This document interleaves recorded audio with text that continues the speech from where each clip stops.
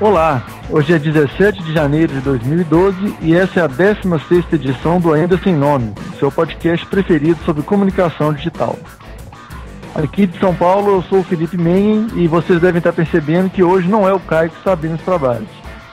Felizmente o Caio está acamado, é a segunda semana que ele é vencido pelo corpo.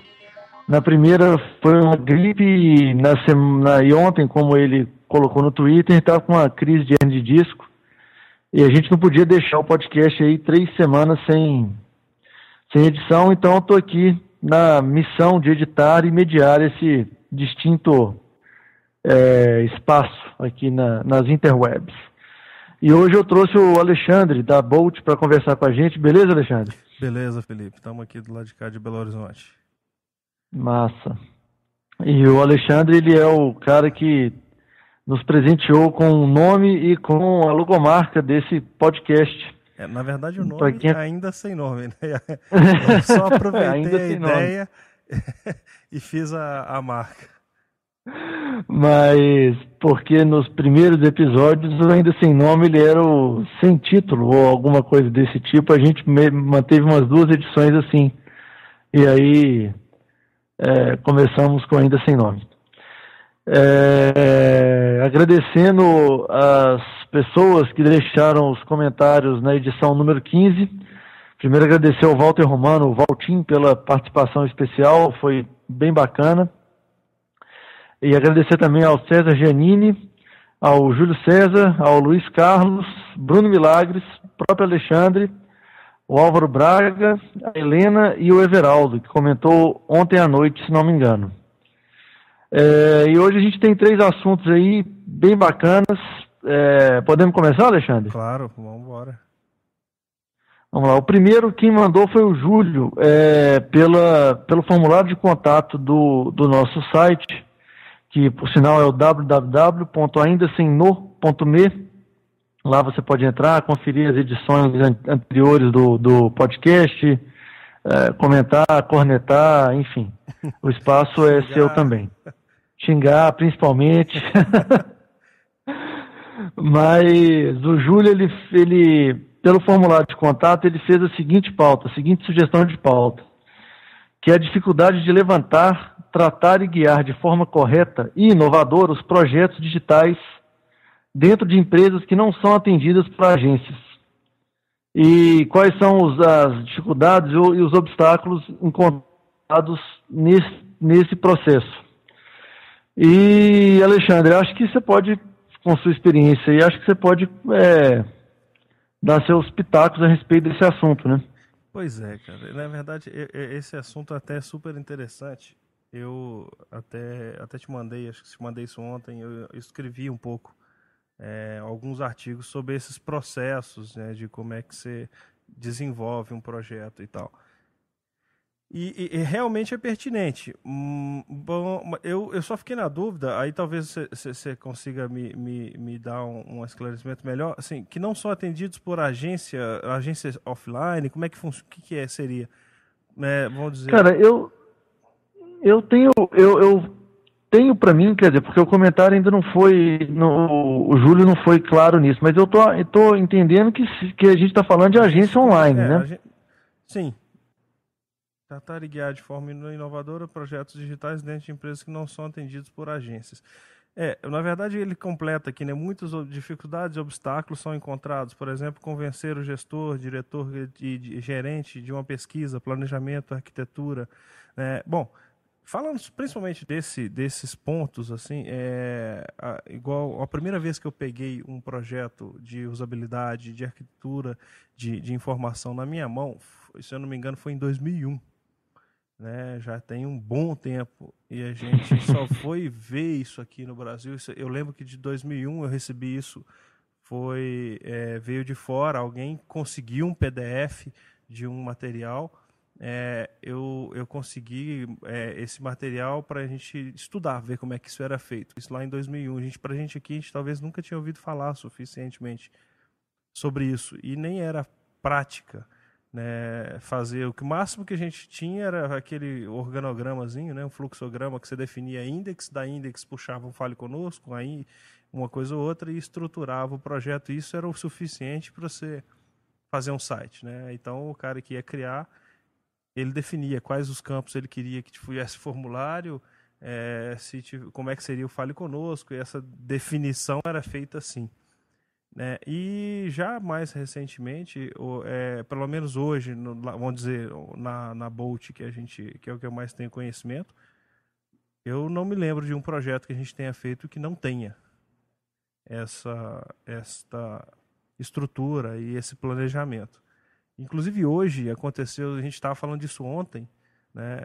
E hoje eu estava conversando com o pessoal de comercial e tem um cliente novo que está olhando com a gente algumas coisas e ele chegou para a gente e falou, não, eu já tenho isso pronto.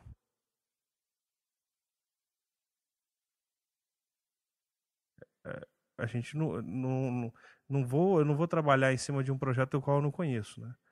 Então, mas ele, na verdade, era de estrutura que não passava por nenhuma metodologia mais correta, digamos assim, e precisava ser refeito e reavaliado. Mas isso é comum, às vezes, acontecer.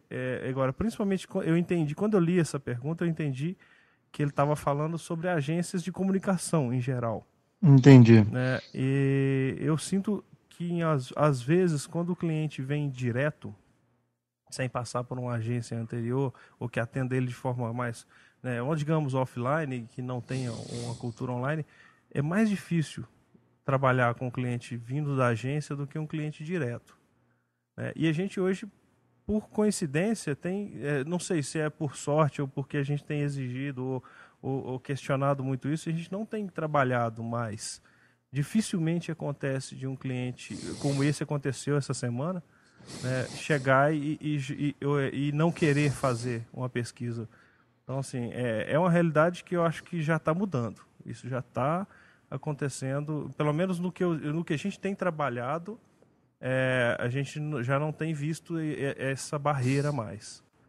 Eu acho que às vezes falta um poder de convencimento maior, às vezes, para chegar num diretor, num gestor, e propor e convencer de que é fundamental aquilo.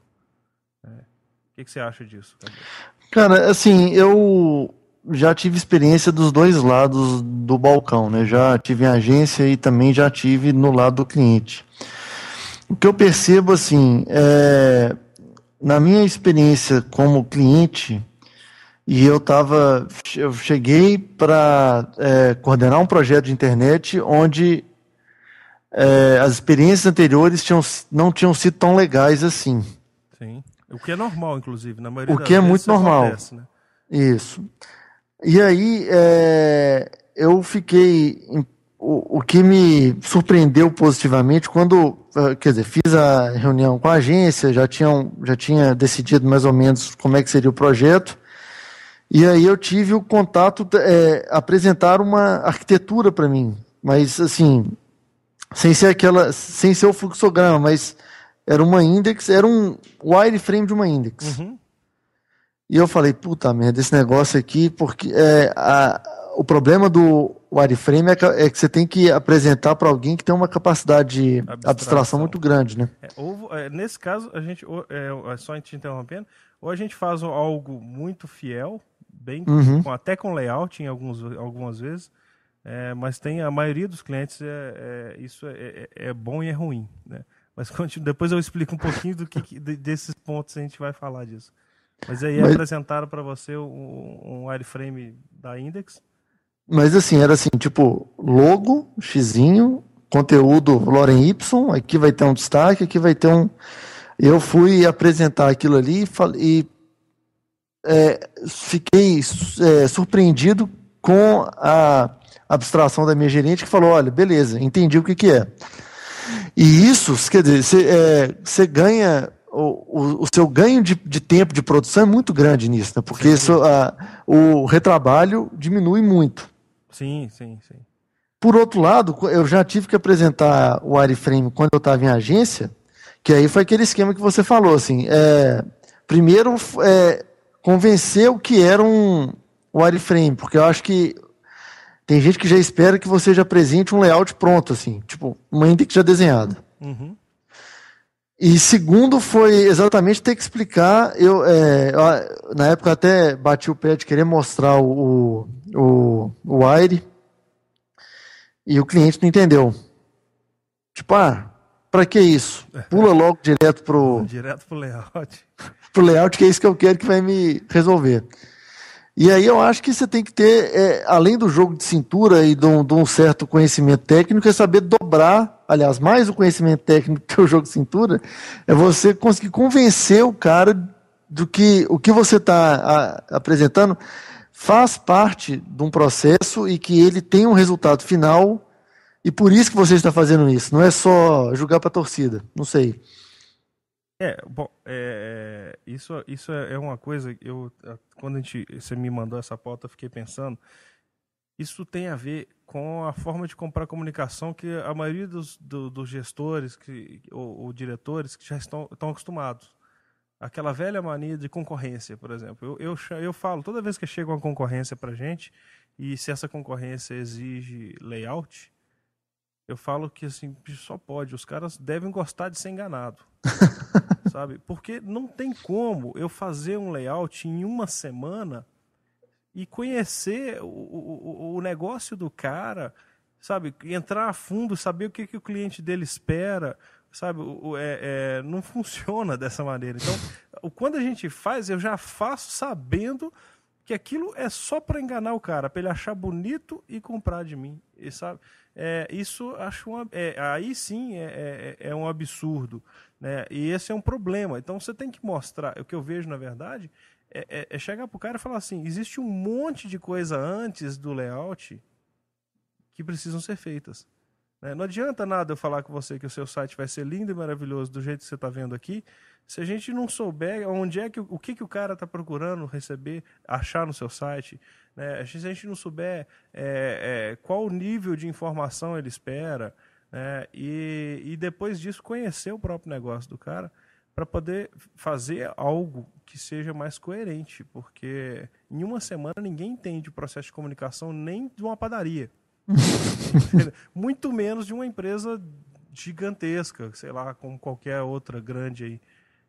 Então eu acho muito complexo. Então, nesse caso, se a gente não vai a pesquisar, é um risco muito grande de errar e ter que refazer o projeto. E a gente sabe, toda vez que a gente entra num processo desse tipo, por mais que seja assim, a gente não goste, e infelizmente em alguns casos a gente tem que participar, porque senão não sobrevive, né? Tem que pagar a conta e pagar salário de 30 e tantas pessoas. Mas a gente sabe que na maioria das vezes aquilo que foi projetado no início, ele é trocado no final. E a gente fala isso para o cliente. Olha, eu estou te apresentando aqui porque é obrigado, mas querer eu não quero. Entendeu? Eu não acho correto e não é a melhor forma de comprar. Mas eles estão acostumados a comprar comunicação assim, né? O processo anterior da agência, ele foi a vida inteira assim, né?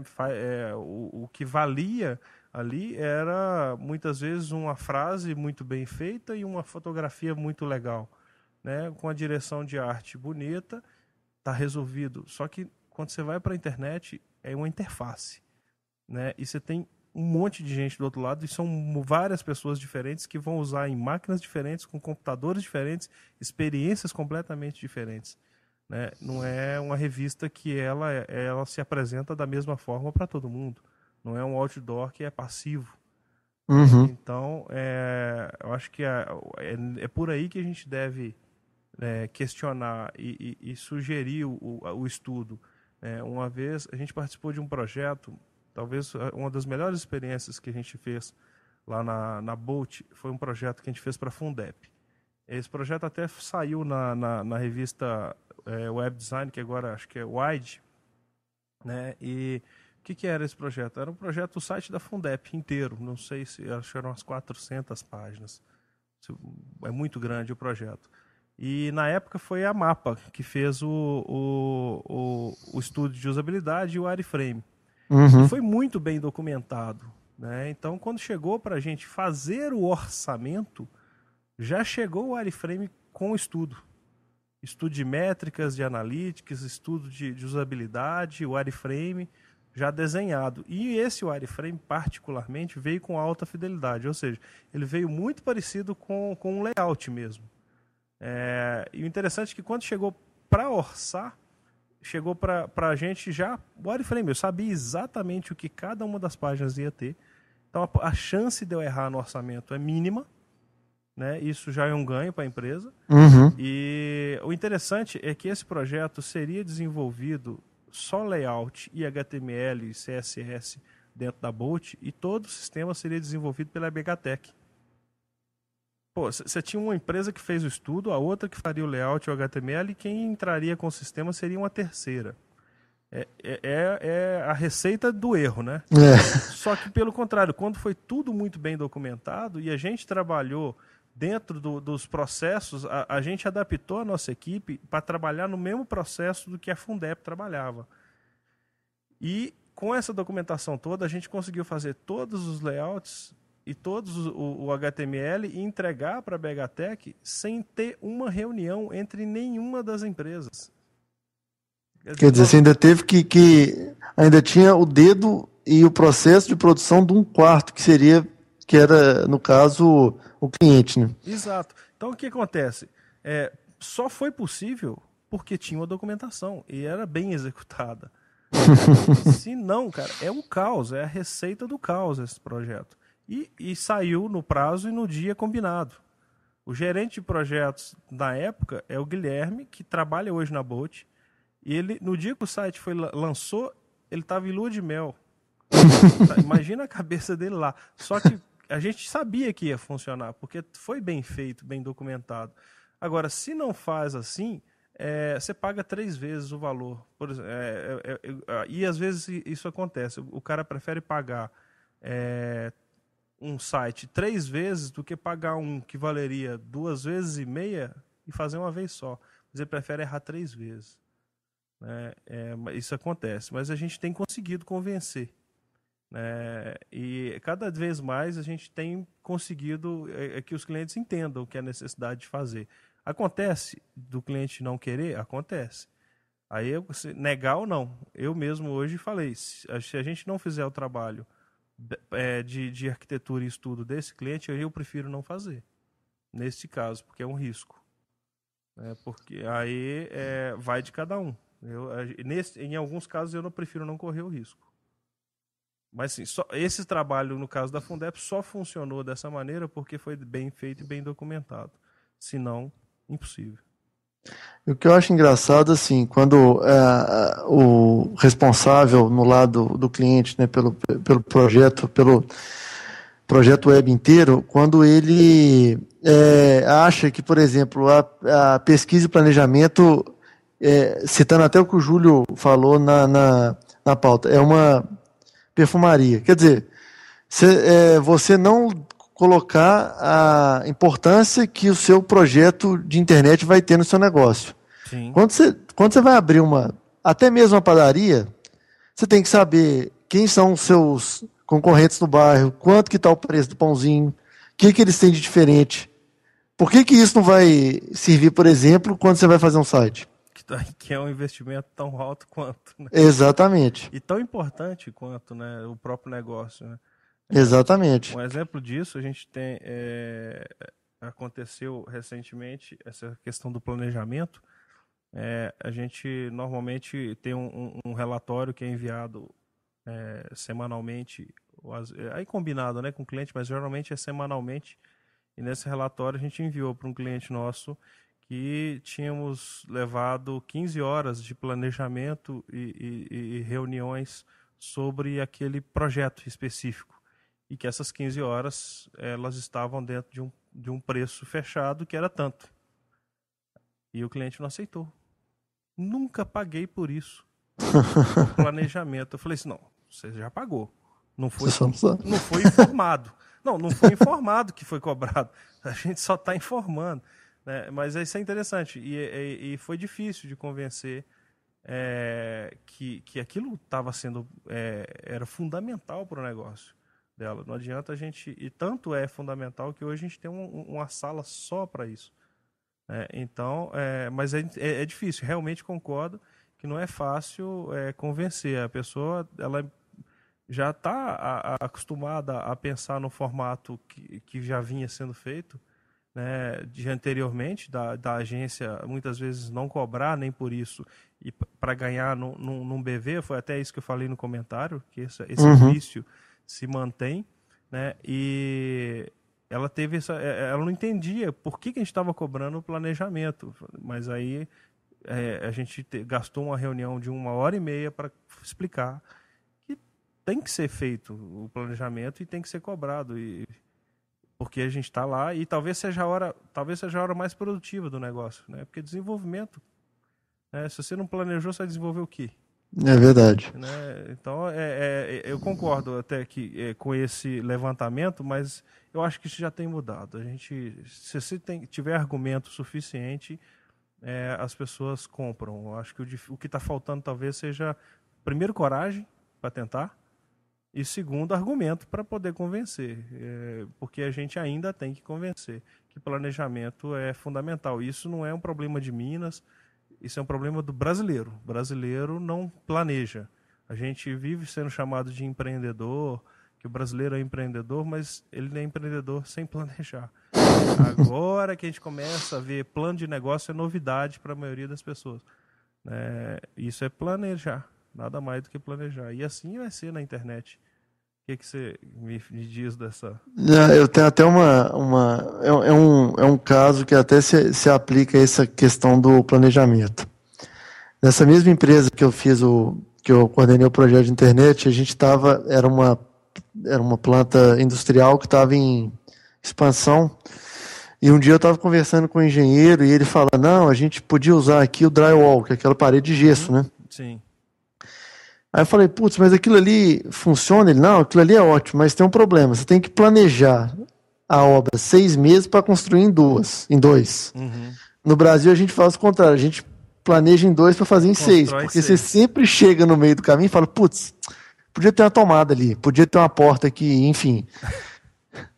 E até o Ike Batista, que é o empreendedor do momento, né? Agora uma vez ele falou que ele está meio cansado de ver brasileiro fazer puxadinho. Uhum.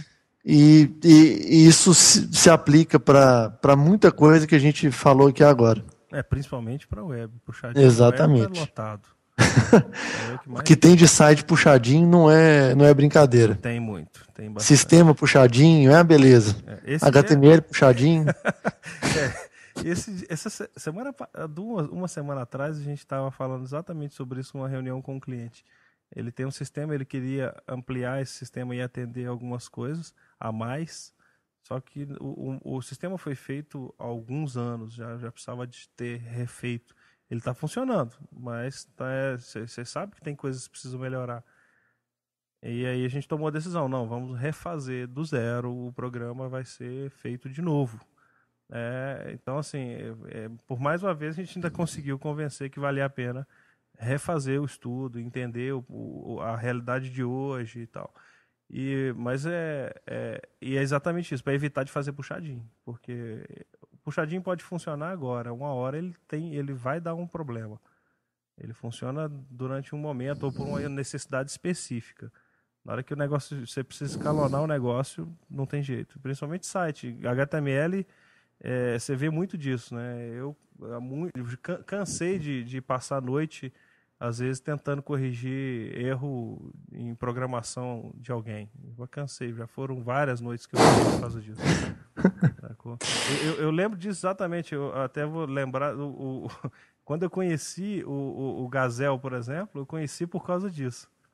Isso foi em 99.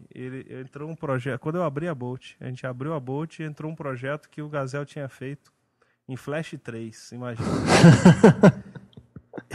Cara, eu passei umas 3 noites sem conhecer o Gazelle xingando ele. Eu conto isso hoje, ele morre de rir. Que hoje é meu amigo demais, gosto demais dele. Mas eu passei umas 3 noites xingando ele por causa disso.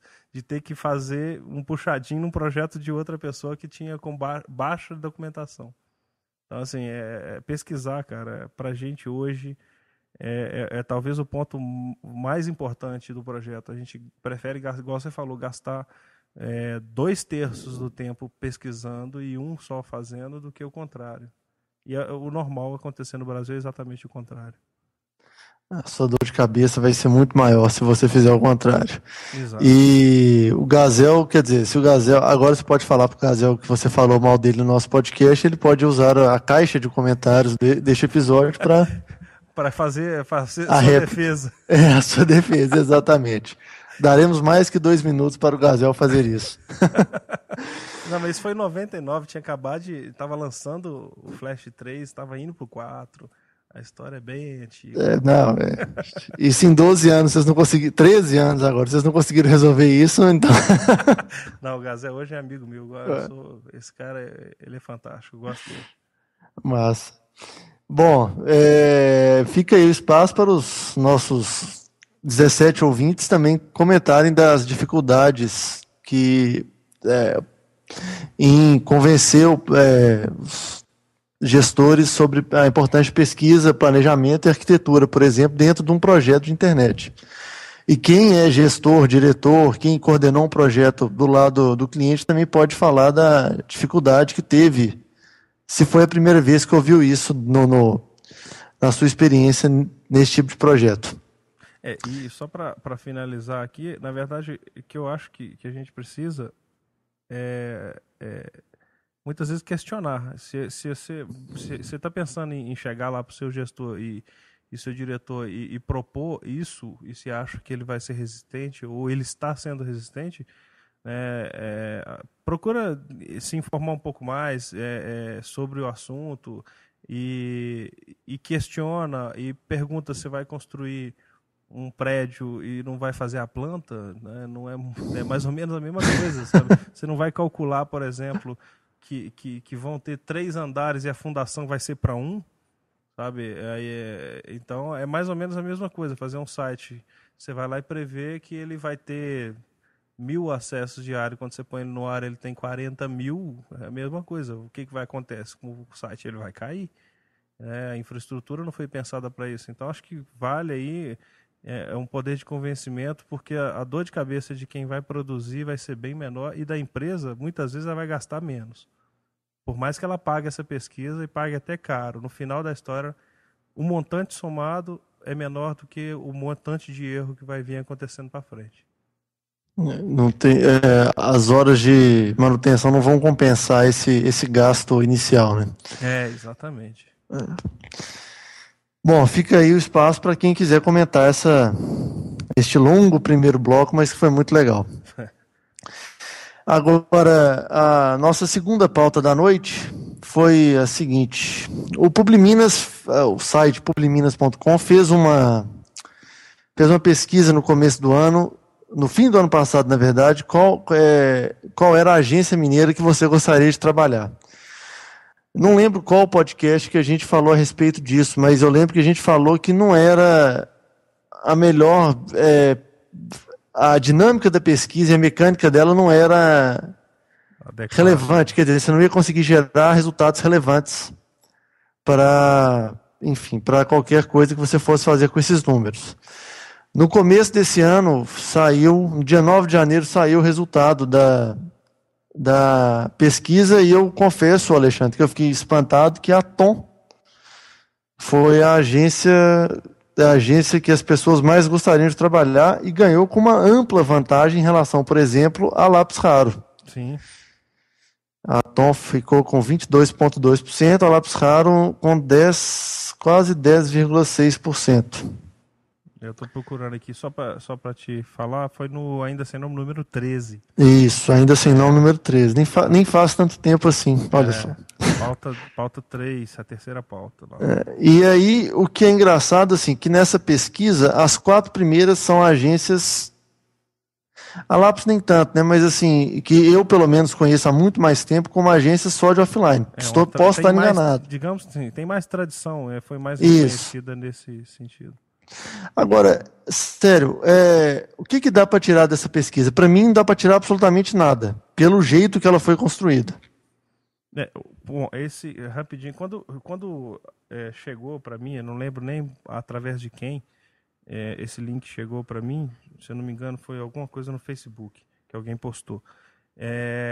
E de repente chegou alguém de dentro da Bolt, publicou, mandou esse e-mail interno também, falando que estava acontecendo essa pesquisa e que o nome da Bolt estava lá. E foi unânime, assim, entre praticamente todo mundo da empresa, a crítica à pesquisa. Isso foi assim, todo mundo falou assim, mas como assim? Você tem que falar, você trabalha com publicidade? Você trabalha e estuda com publicidade? Você não trabalha com publicidade? Sabe, ficou... Eu não entendi, acho que é igual o Caio falou no número 13, né? Ele falou, talvez com uma pergunta você resolvia todo aquele questionário de pesquisa ali. E eu concordo, assim, a iniciativa é interessante, mas a forma como foi feita realmente ficou a desejar. Eu acho que poderia ter sido feito um trabalho melhor, uma pesquisa mais interessante. E agora, eu estou até procurando aqui sobre o resultado. Eu não achei o resultado no site do Publiminas, não estou encontrando. Você está com ele aí? Eu estou com ele aqui, está aberto. Achei, está no primeiro post deles. Isso. Eu estava abrindo pelo meu anterior. Exato.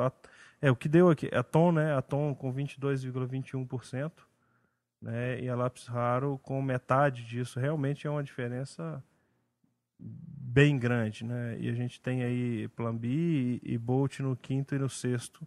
Depois vem a Aliás, a SIC. Interessante até a SIC estar aqui no espaço, que a SIC é de Uberlândia, né? E ela não está aqui em Belo Horizonte, basicamente. A gente tem aí, acho que talvez, a Estalo eu não conheço, mas dessas 8 primeiras é a única que não está aqui em Belo Horizonte.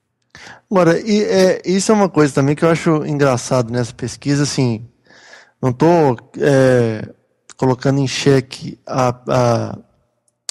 o resultado, mas o que eu acho engraçado é eu sentir falta de agências que estão mais consolidadas no mercado, inclusive de Belo Horizonte, porque, na minha opinião, as 10 tinham que ser de Belo Horizonte pelo público que tem na cidade. Sim, sem dúvida. Pela população da cidade, melhor dizendo.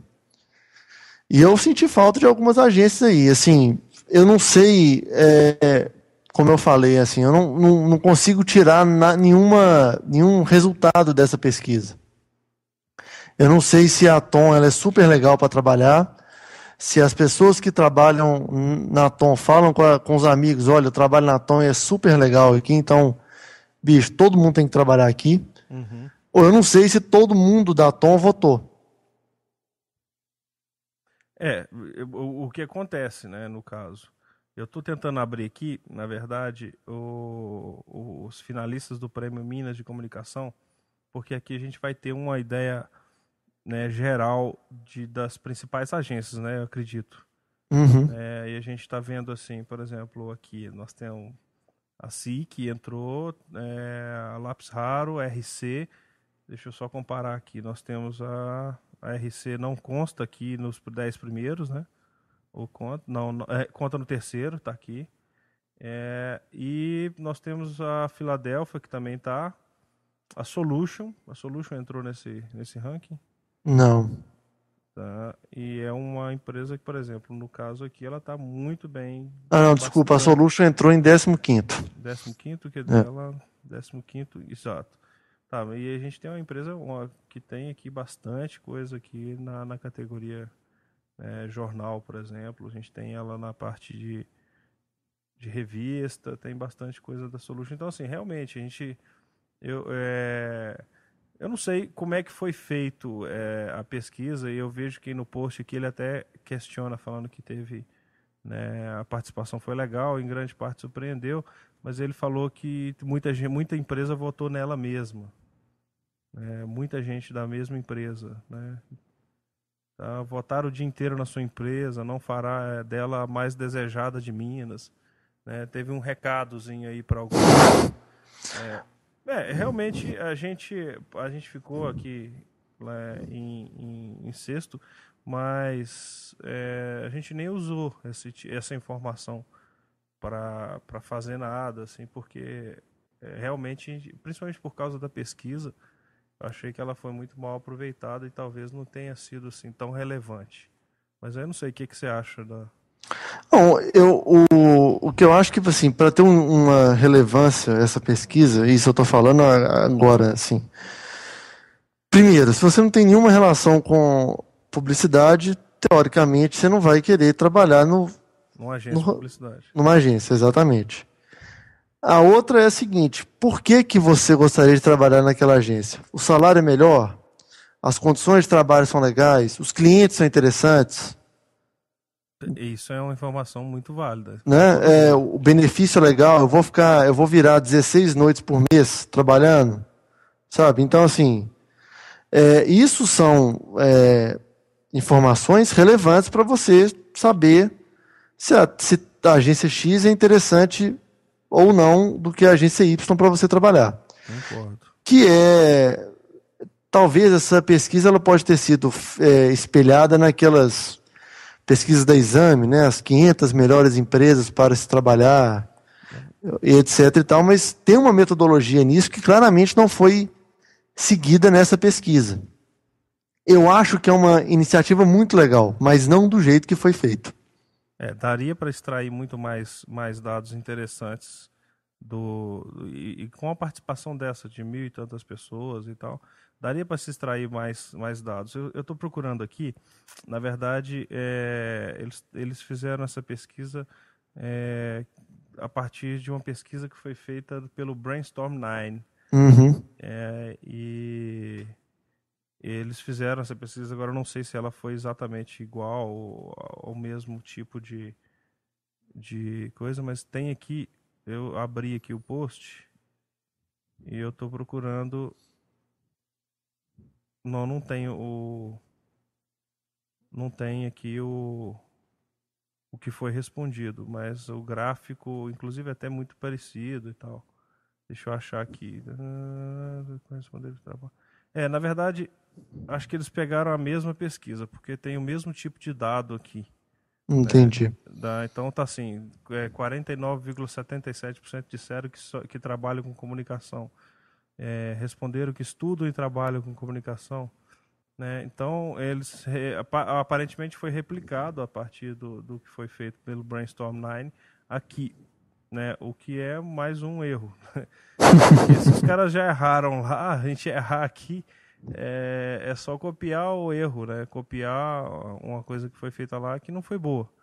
Eu concordo que a gente seria muito mais útil, até mesmo para a gente lá, por exemplo, da AMAD e tal, seria uma pesquisa interessante para entender quais são os fatores que fazem que a pessoa escolha um lugar para trabalhar. Uhum. Né? E a outra pesquisa interessante também seria, por exemplo, saber o que faz ela permanecer no local. Exatamente. Isso é importante saber no mercado que o turnover é altíssimo, né, Alexandre? Exatamente. Isso não é fácil, inclusive. E eu te falo, a gente tem pesquisado muito sobre isso, a gente tem procurado ler sobre isso, a gente faz anualmente uma pesquisa de clima interna para entender um pouco algumas coisas e tal, e não é salário que mantém o cara no emprego. Esse talvez seja o terceiro, quarto ou quinto item da lista que faz com que ele permaneça. E muitas vezes a gente vê o pessoal falando de salário, e não é.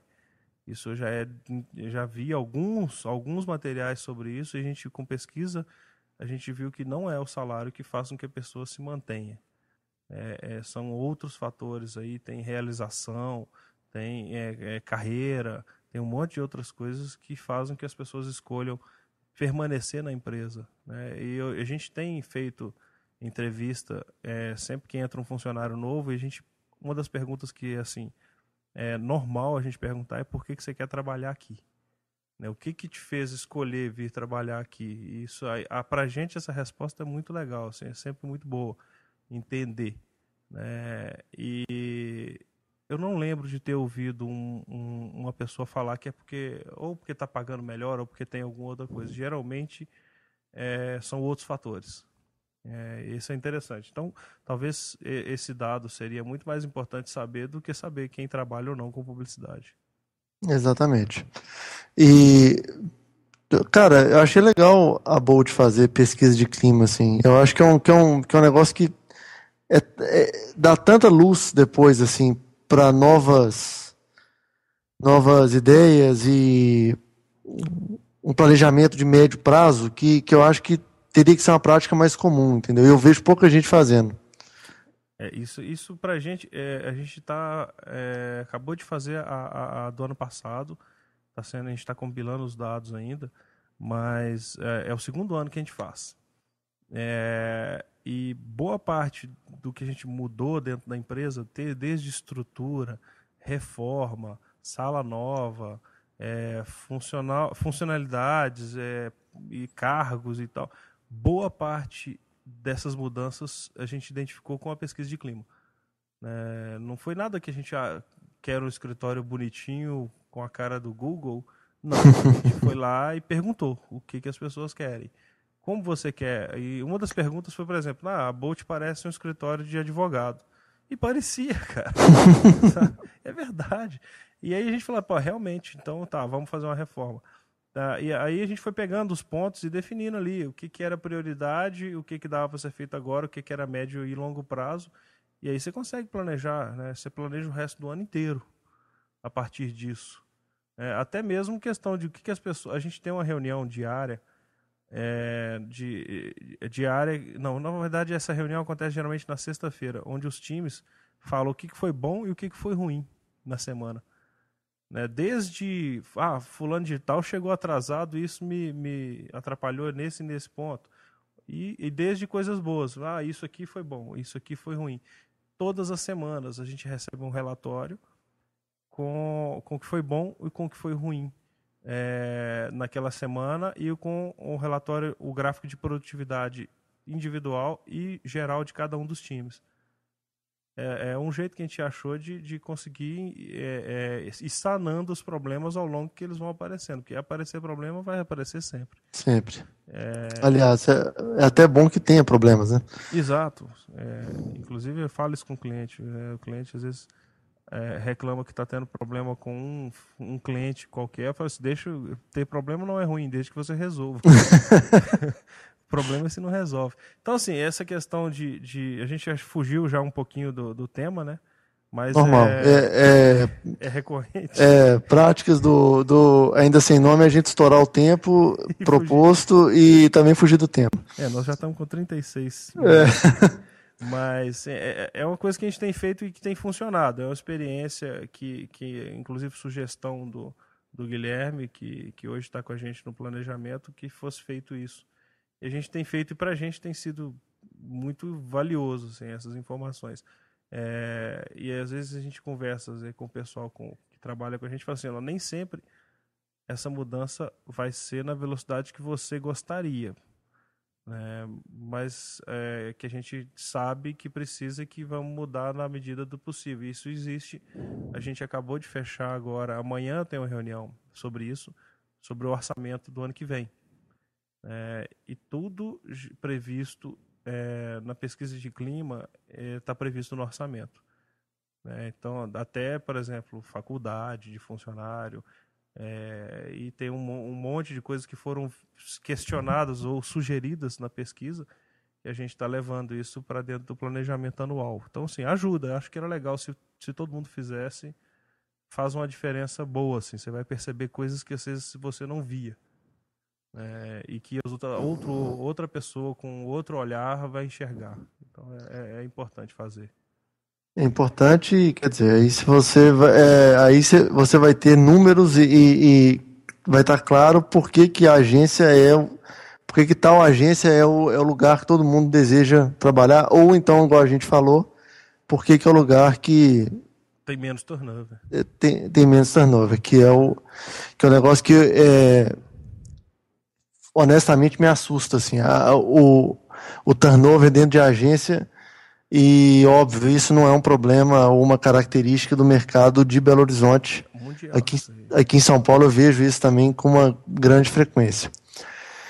O curioso é que eles divulgaram os resultados e ninguém comentou. Sim. E falando de ninguém utilizar o dado e tal para mostrar que é a empresa e tal. Felizmente, né? Porque se alguém aparecesse falando que está entre as 10 empresas, as 10 agências mais desejadas para se trabalhar, eu ia utilizar alguns minutos desse podcast para trollar.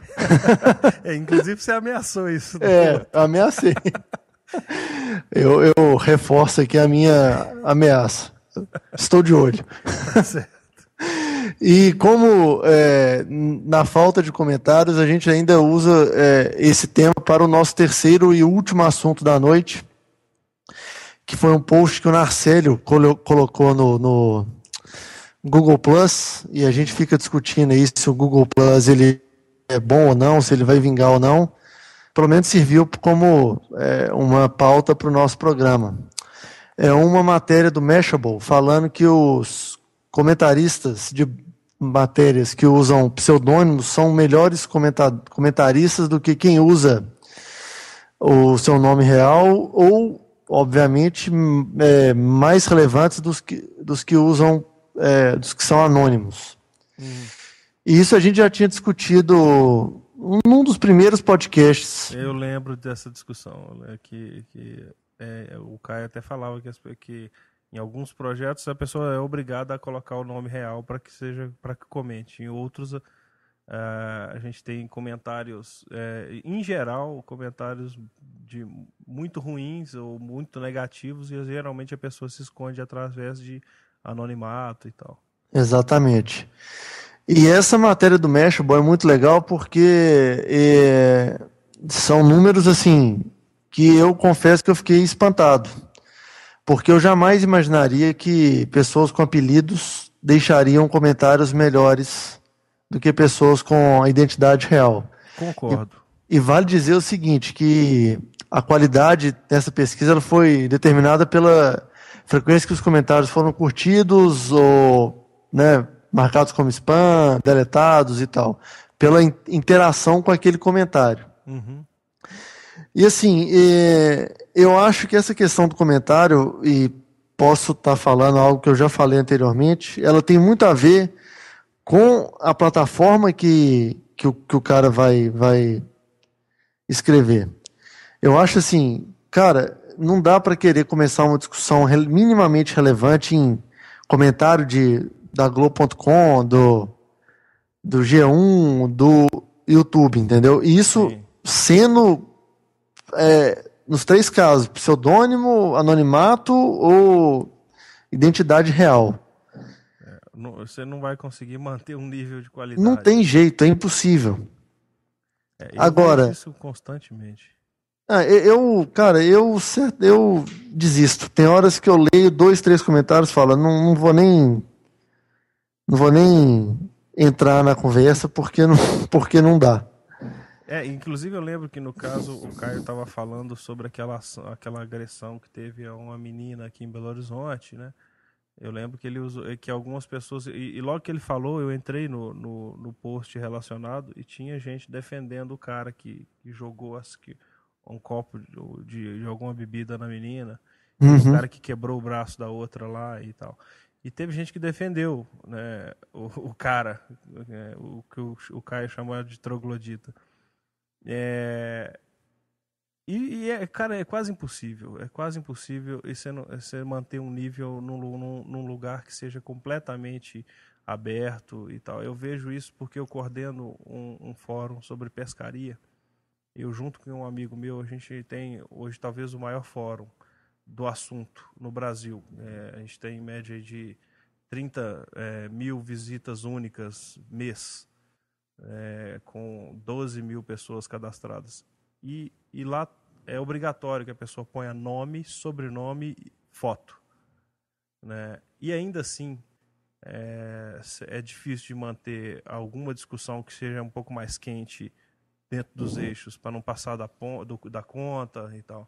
não é fácil. Imagina um negócio aberto no G1, no YouTube, por exemplo. É quase impossível você manter isso. E mesmo em blogs, e até é uma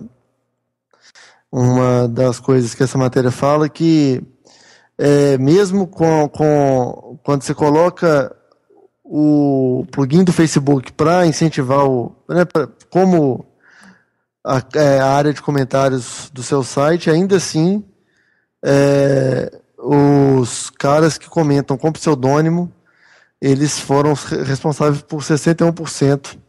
Eu tô vendo das positivas, né?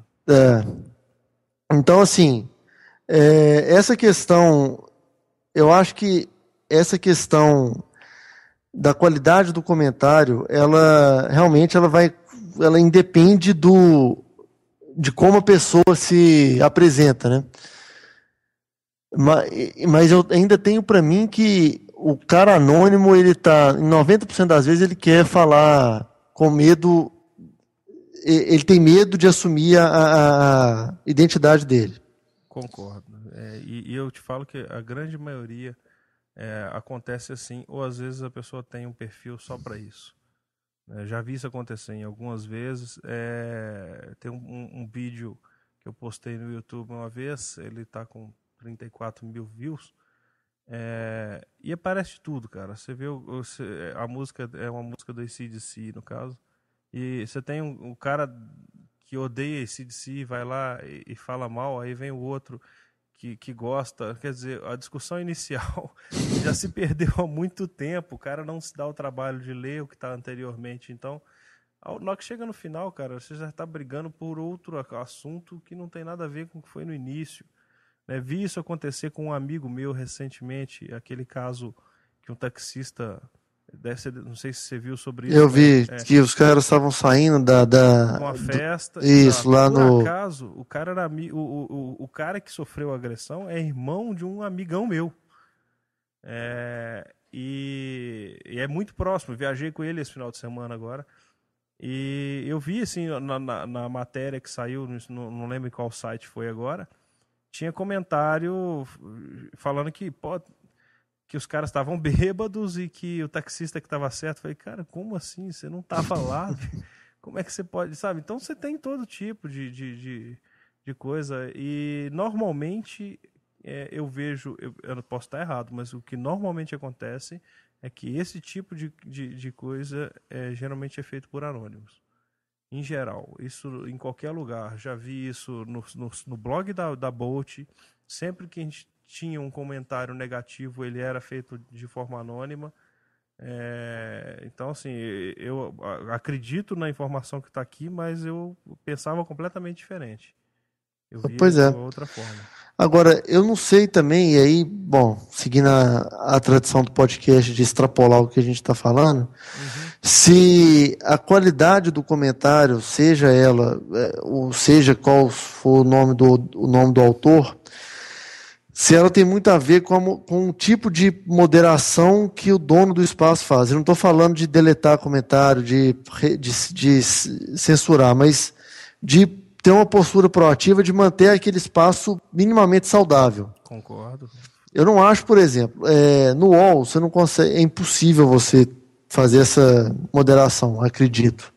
Tanto é que eles já chutaram o balde e colocaram que tem um pequeno disclaimer em cada comentário que fala, o comentário não é necessariamente a posição do jornal.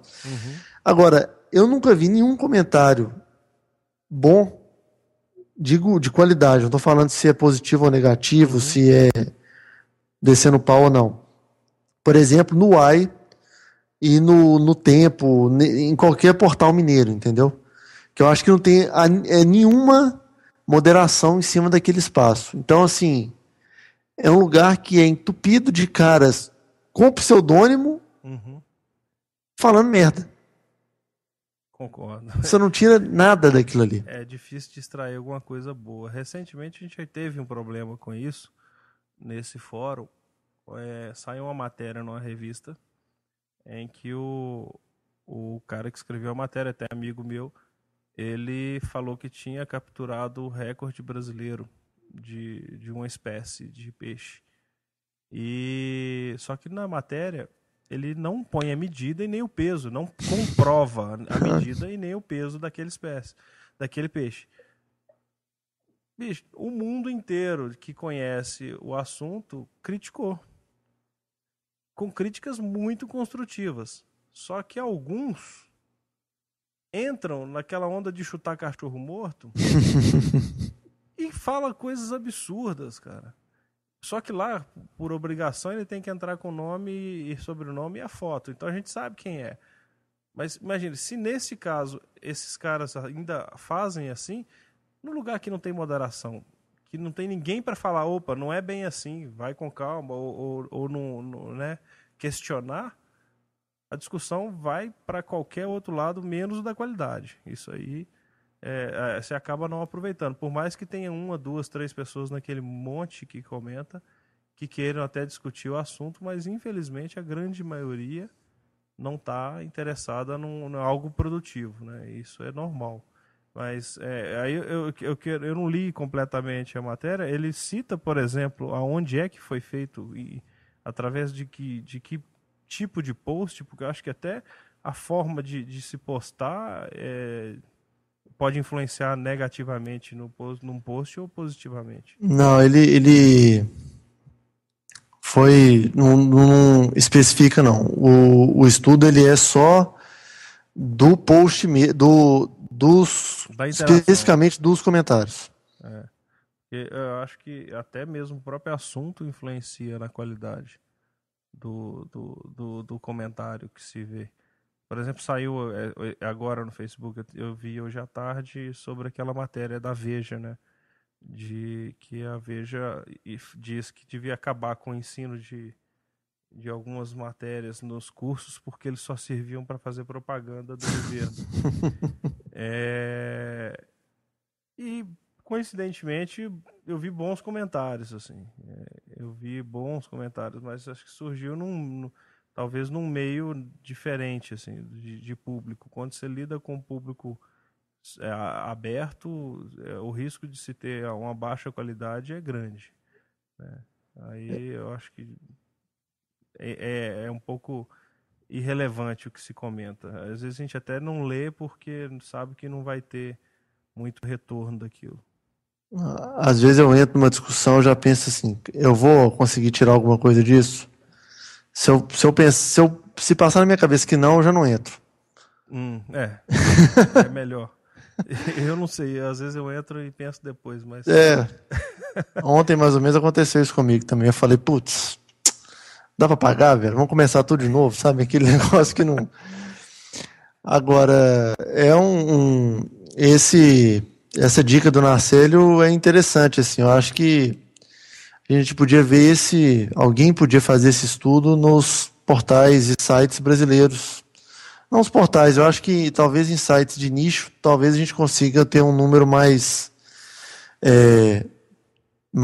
verdadeiro acerca deste assunto, se os comentadores que usam apelidos são mais legais do que os que usam seus nomes reais e muito mais legais dos que utilizam o anonimato. Deu um trava-língua aqui. Eu fiz até quando o Caio comentou sobre isso, eu até escrevi lá, falando de um post que eu escrevi uma vez no meu blog sobre o camiseteria. E esse negócio é interessante porque no camiseteria você tem que ser cadastrado de alguma maneira para na época, não sei nem, tem muito tempo que eu não entro, não sei se ainda é assim, mas na época você se cadastrava e você podia mandar seus desenhos e as pessoas iam comentando o que achavam das criações em geral. E na época que lançou o site, eu entrei e postei algumas coisas. E a maioria das vezes, os comentários que eu recebi, 99% deles foram muito, muito ácidos e muito críticos e negativos. E isso me chamou a atenção. Eu comecei a pesquisar e entrar em outros e analisar o tom dos comentários. E, em geral, eram esses o mesmo tom para todos os outros.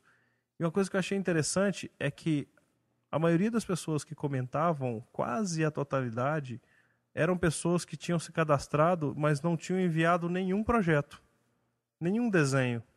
Ele entrou para criticar os outros, mas em momento algum ele pôs o dele. E talvez isso sinalize aí alguma coisa. Por mais que o nome dele esteja lá, mas o dele não estava na reta para outro comentar. Mas ele estava ali batendo nos outros. Então, acho que eu gostaria de ver algo nesse sentido, uma pesquisa nesse sentido. Seria bem interessante. O que faz com que a pessoa comente, né? Tenha a ação de comentar ou de compartilhar com aquele assunto, porque compartilhar não é só mandar para seus amigos, às vezes é compartilhar a soma do comentário. Se o comentário for bom, ele é melhor do que o próprio assunto em si, né? Uhum. E eu vejo que muitas vezes as pessoas não pensam nisso, assim. Eu vou somar aqui, e isso normalmente não é uma preocupação. Acho que as pessoas entram com outras intenções, e a facilidade do anonimato para isso é grande. Então me surpreende por esse motivo. E eu queria ver algo que me provasse o contrário, mas a pesquisa está aqui, ela é interessante, mas eu queria, igual você, assim, eu queria ver isso aqui, no nosso mundo. Nós temos uma realidade muito diferente quando se fala em compartilhar e quando se fala em comentar, né? Assim como a gente tem uma diferença muito grande com doações. A gente estava tratando disso outro dia. O brasileiro não tem o costume de fazer doações. Eu queria até perguntar, alguém aqui que pode vir a ouvir o podcast alguma vez doou alguma coisa pro Wikipedia? Que toda vez que você entra lá, aparece a foto do criador do Wikipedia e fala donate. Alguém já fez isso? Eu não conheço. Eu mesmo me coloco nesse grupo, eu nunca fiz.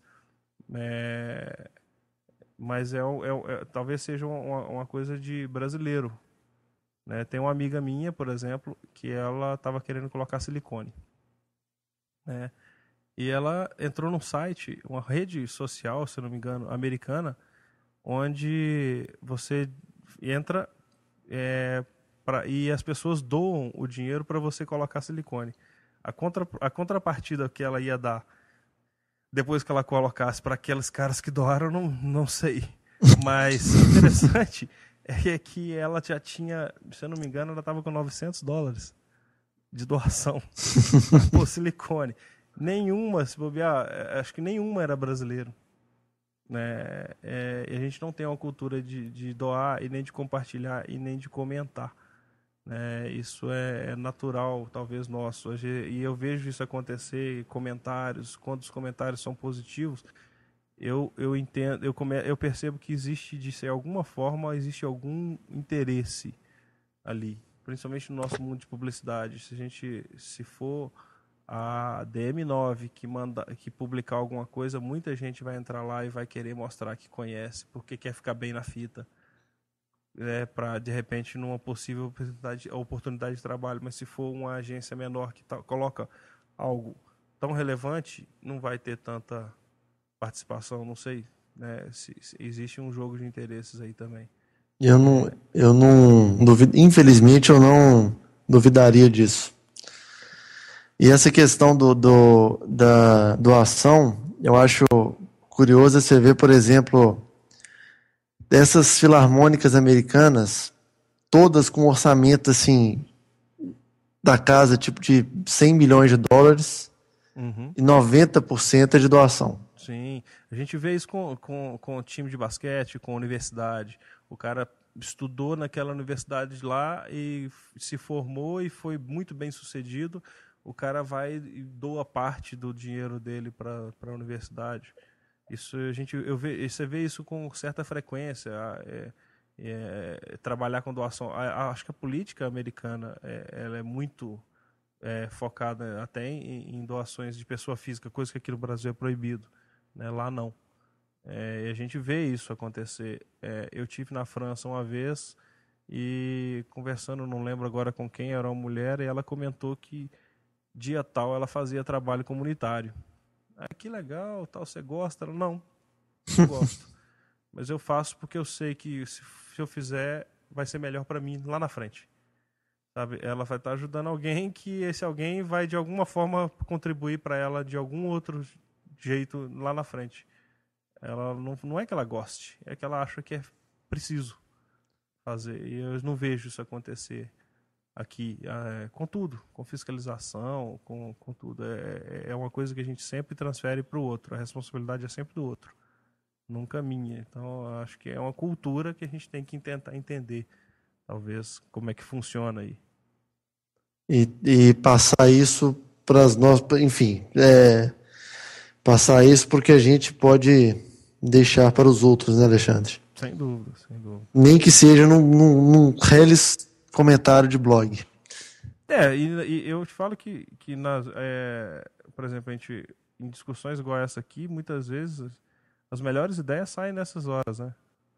Inclusive, você pega uma reunião e tal, na hora de descontração é que saem as melhores ideias. Então, muitas vezes eu falo que muitas vezes o que está em comentário, sendo bem feito, ele é melhor do que o que foi escrito na matéria. Sempre, igual esse mesmo caso do último podcast, a gente viu bastante comentários interessantes, né? E talvez a riqueza maior não seja nem o que a gente está gravando aqui, mas o que às vezes vai gerar de discussão lá na frente. E foi o penúltimo, né? O que o Caio colocou os hot sites na cruz e tacou pedra e aí coitado. Não, mas igual eu falo, sobre esse assunto eu concordo com ele, mas em alguns pontos, mas tem ressalvas. Claro. E é o que a gente pede, todo podcast, todo fim de episódio, é que você, por favor, deixe seu comentário no www.aindasemno.me, ou você pode entrar nas redes sociais e procurar a gente. Eu sou o @Felipe Cabeça no Twitter, o Caio, fazendo as honras para ele é o Caio CGO, e Alexandre, você é o Alex Bolt no Twitter. Exato, no Twitter. E só procurar lá Alexandre Stanislau, Alexandre.zeca no Facebook. Ou entra na Bolt lá e acha também. Exatamente. Bolt.com.br. Lá tem sempre alguma coisa que eu estou escrevendo. Meu caro, muito obrigado pela sua participação hoje. Acho que foi bem bacana. Espero ter conseguido para os nossos 15 ouvintes, agora já com mais de 1 hora de programa, que eu tenha ao menos feito um pouquinho do que o Caio faz aqui. Não, foi ótimo também. Eu queria agradecer a honra de poder substituir o Caio. Na verdade, eu até falei que eu queria poder participar com o Caio e com vocês, para a gente poder discutir mais, porque eu falo que eu sempre gosto de conversar com quem não concorda comigo. Isso é interessante porque surgem coisas novas e coisas boas em geral. E, cara, obrigado pelo convite. Sempre que precisar, pode chamar e a gente está aberto. Se um dia que quiser lá visitar a gente lá no escritório, vai lá. Já chamei o Caio para isso. A hora que quiser estar lá aberto, a gente... E falando que o Quinta Digital, a gente já está projetando para voltar agora, e a gente quer fazer um ainda sem nome ao vivo. O que você acha? Aí vai ser a responsa total do ano. Exato. A gente vai se eu passar vivo disso, e se o Caio não tomar nenhuma pedrada até o fim do Quinta Digital, a gente pode considerar até que o calendário Maia certo, e enfim, o mundo pode acabar depois desse Quinta Digital. Exato, então já fica o convite, assim que eu já tiver com a agenda, a gente já marca um fazendo ao vivo lá e vai ser bem legal. Obrigado e deixe um comentário aí, eu quero que o pessoal comente, vamos ver o que a gente... E deixe como o nome normal, não entre como anônimo, não vá na onda da pesquisa. Exatamente. Chamar a pessoa pelo nome. Por favor. Então esse foi o 16º Ainda Sem Nome, e espero que vocês tenham gostado. Até um próximo. Tomara na semana que vem. Valeu, um abraço. Um abraço, boa noite.